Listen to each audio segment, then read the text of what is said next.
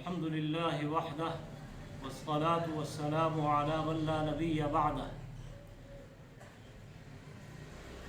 اما بعد، جتنی بھی شکر گزاری کی جائے کم ہے کہ اللہ کریم نے نیکیوں کا موسم بہار اپنا مہمان محترم رمضان المبارک جیسا مبارک مہینہ ہمیں عطا فرمایا، جو سراپا رحمت، مغفرت، آگ سے نجات والا ماہ سیام ہے، اب ہم سے رخصت ہوا چاہتا ہے۔ روزے دار بندے بندیوں کی مزدوری، انعام، تحفے کی شکل میں عید الفطر کا مبارک دن اب آنے کو ہے۔ اللہ کی مرضی اس مرتبہ عالمی وبا کرونا وائرس کے چلتے لاک ڈاؤن میں آ رہی ہے۔ سوال جائز ہے، اس مصیبت کی گھڑی میں عید کی نماز کیسے اور کس طرح پڑھی جائے گی اور شریعت کا کیا حکم ہے؟ آپ کو معلوم ہونا چاہیے کہ ان حالات میں 5 فرض نمازیں اور جمعہ 4 آدمی امام کے ساتھ مل کر مسجدوں میں باجماعت نماز پڑھ رہے ہیں۔ بالکل اسی طرح مسجدوں میں عید کی نماز بھی پڑھی جائے گی۔ بقیہ لوگ اپنے گھروں میں عید کی نماز اسی طرح ادا کریں گے جس طرح اور نمازیں آپ اپنے گھروں میں پڑھ رہے ہیں۔ خیال رہے کہ عید کی نماز واجب اور عید کی نماز کے بعد خطبہ واجب نہیں بلکہ سنت ہے۔ عید کی نماز میں بھی امام سمیت 4 آدمی ہی جماعت میں شامل ہوں گے۔ گھروں میں بھی 2 ہی رکعت عید کی نماز پڑھیں گے۔ نماز عید کے بعد دعا اور پھر امام خطبہ دے گا۔ خطبہ مختصر یاد کر لیں، تیاری کر لیں، ابھی وقت ہے۔ خطبہ کتاب کی شکل میں یا کاغذ پر لکھ کر پڑھ دیں تو بھی کوئی مذائقہ اور حرج نہیں، زبانی خطبہ دیں تو زیادہ بہتر ہے۔ بحالت مجبوری اگر یہ بھی ممکن نہ ہو سکے تو جو نماز پڑھا رہا ہے وہ کم از کم اتنا بھی کر لے تو خطبے کا حق ادا ہو اور اس کی سنت پوری ہو جائے گی۔ پہلے خطبے میں الحمد شریف یا سورہ کوثر، سورہ اخلاص پڑھ لیں اور دوسرے خطبے میں درود شریف پڑھ لیں تو یہ خطبے کی سنت ادا ہو جائے گی۔ خدا نخواستہ اگر گھر میں نماز پڑھانے والا امام خطبہ نہ دے سکے یا پڑھ نہ سکے اور عید کی 2 رکعت نماز، تو اس وقت میں وہ عید کی 2 رکعت نماز 6 زائد تکبیرات کے ساتھ پڑھا دے۔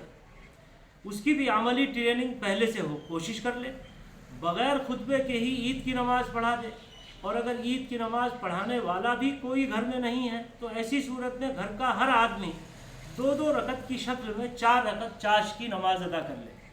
اچھی طرح سمجھ لیجئے، عید کی نماز کی قضا نہیں ہے بلکہ اللہ کے حضور شکرانے کے طور پر سر جھکانا، اپنی بندگی اور عاجزی کا اظہار مقصود ہے، جس میں بے شمار فائدہ ہی فائدہ اور اس کا پڑھنا مستحب۔ آئیے عید کی نماز کا طریقہ سمجھ لیں۔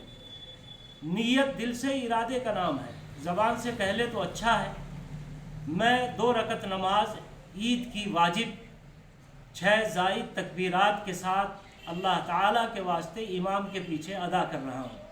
اللہ اکبر تکبیر تحریمہ کہہ کر ہاتھ باندھ لیں اور پھر ثنا پوری پڑھ لیں۔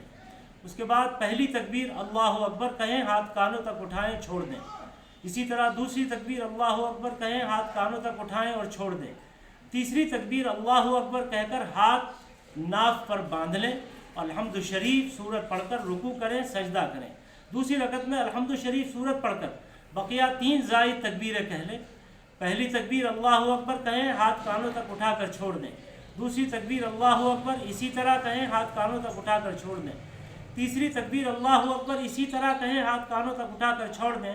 اور چوتھی مرتبہ اللہ اکبر کہیں اور بنا ہاتھ کانوں تک اٹھائے ہوئے رکوع میں چلے جائیں، اور اسی طرح بقیہ نماز حسب عادت پوری کر لیں۔ یہ عید کی نماز کا طریقہ ہے۔ عید کی نماز مردوں پر واجب ہے، عورتوں پر واجب نہیں ہے۔ آپ جانتے ہیں کہ آخری عشرے کے کچھ ہی دن باقی ہیں۔ ان مبارک دن اور رات کی جو یہ لمحات ہمیں ملے ہیں، کما حقہ قدردانی کرتے ہوئے اپنا قیمتی وقت ذکر و تلاوت، یاد الہی، توبہ استغفار میں گزارنا ہے۔ اور جو مہاماری کرونا وائرس عذاب خداوندی کی صورت میں پوری دنیا اور ہمارے پیارے وطن کو اپنی چپیٹ میں لیے ہوئے ہے، لاکھوں انسان اپنی جان سے ہاتھ دھو بیٹھے ہیں، لاکھوں وبا کا شکار ہیں۔